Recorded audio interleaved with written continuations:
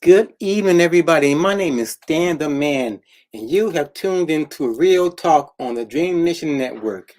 Today, we're going to talk about Miss Carolyn Bryant Dunham. Stay tuned.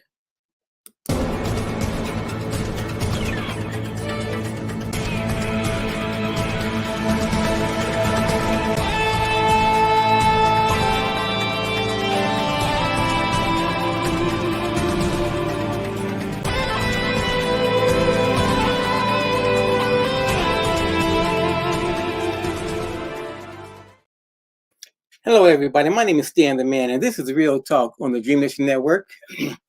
We're going to talk about Miss Carolyn Bryant.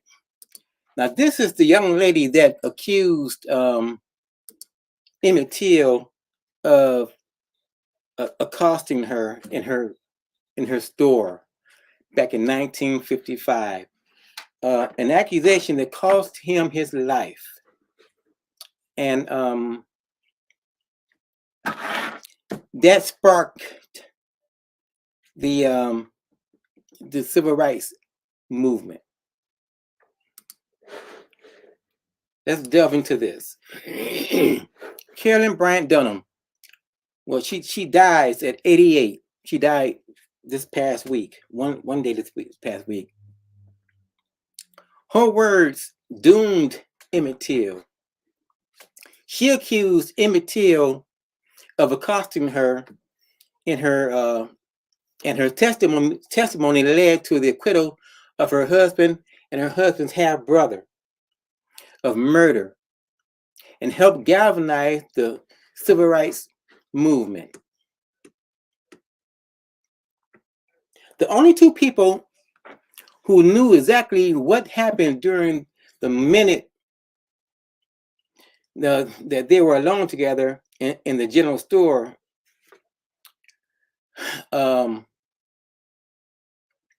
is her and Emmett Till, a black teenager visiting from Chicago, died 4 days later at the age of 14 in a brutal murder that stands out even in America's long history of racial injustice. And I think Emmett Till's mother was absolutely right in letting the world see just what happened to her son, just how brutal these people can be. The other was Carolyn Bryant. Well, like I say, the only two people knew what happened was her and Emmett Till.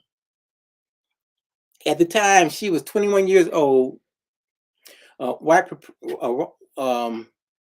was the proprietor of the store, where, according to her testimony in the September 1955 trial of her husband and his half-brother for the murder of Emmett Till, made a sexual suggestive remark to her. Now, Emmett Till is from Chicago, and I would have to believe that coming down, his relatives would let him know just how to behave around those people, and they would. I'm quite sure they would tell him what to say and what not to say to these people, where to go and where not to go, and all of the above. I just don't believe he would be that stupid as to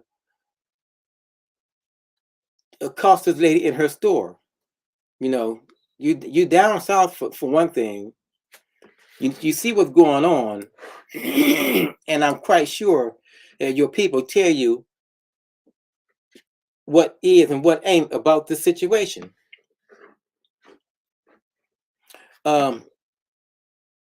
Emmett Till, well, she said Emmett made sexually suggestive remarks to her, grabbed her roughly and by the waist. See, now,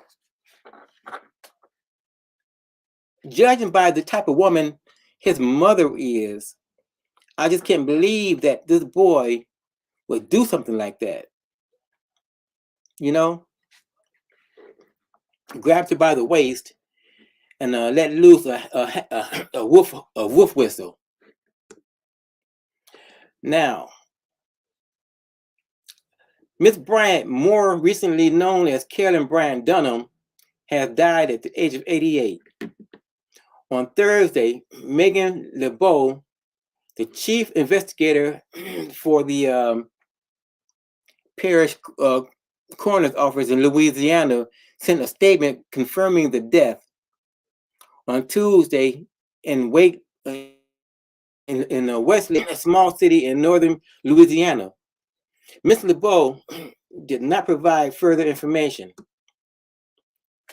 With Miss Bryant's death, the truth of what happened that August day may now never be clear, because she's dead, and of course we all know Emmett Till, he died way back in 1955 because of the accusations that she put on him.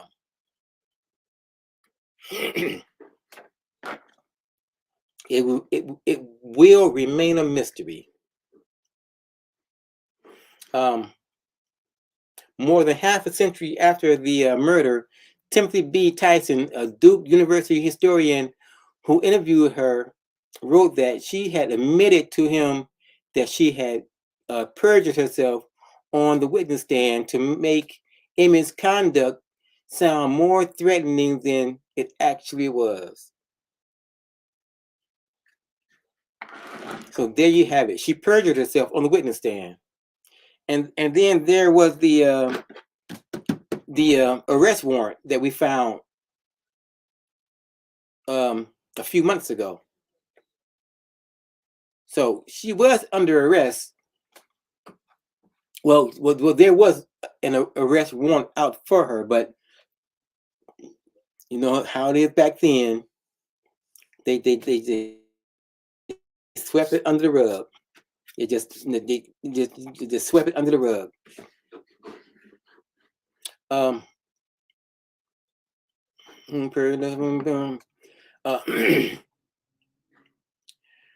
Serving in Dr. Tyson's words as the mouthpiece of a monstrous lie.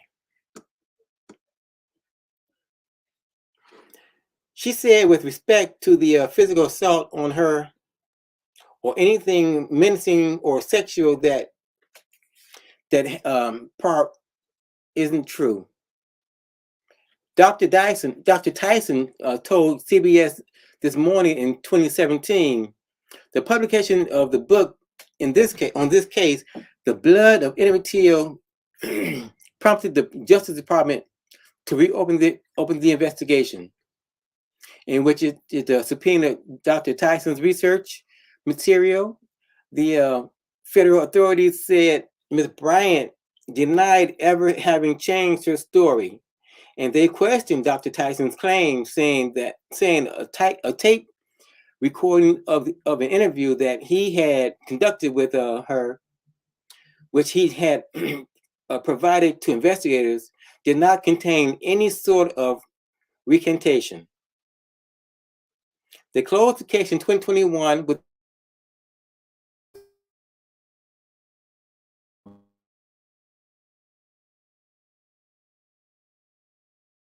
charges.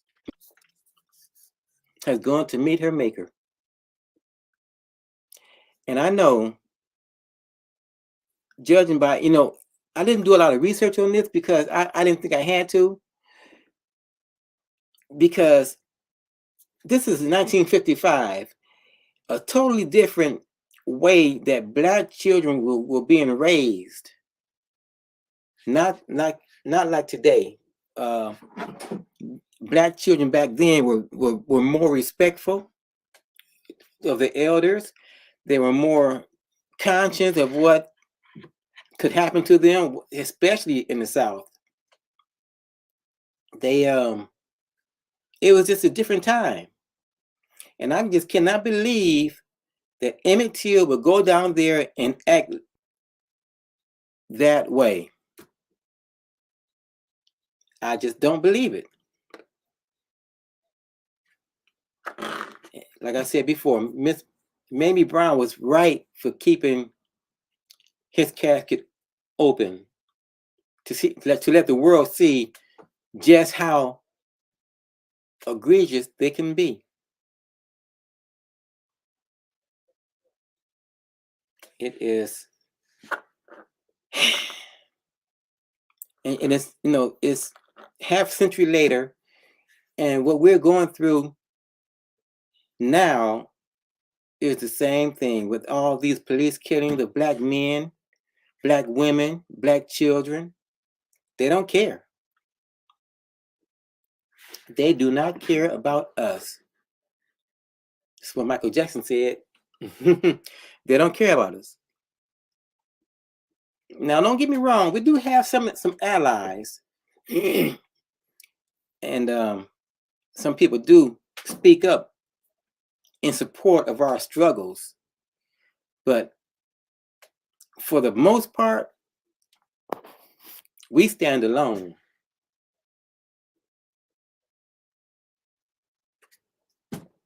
We stand alone. My name is Stan Sullivan. This has been Real Talk on the Dream Nation Network. Good night, everybody.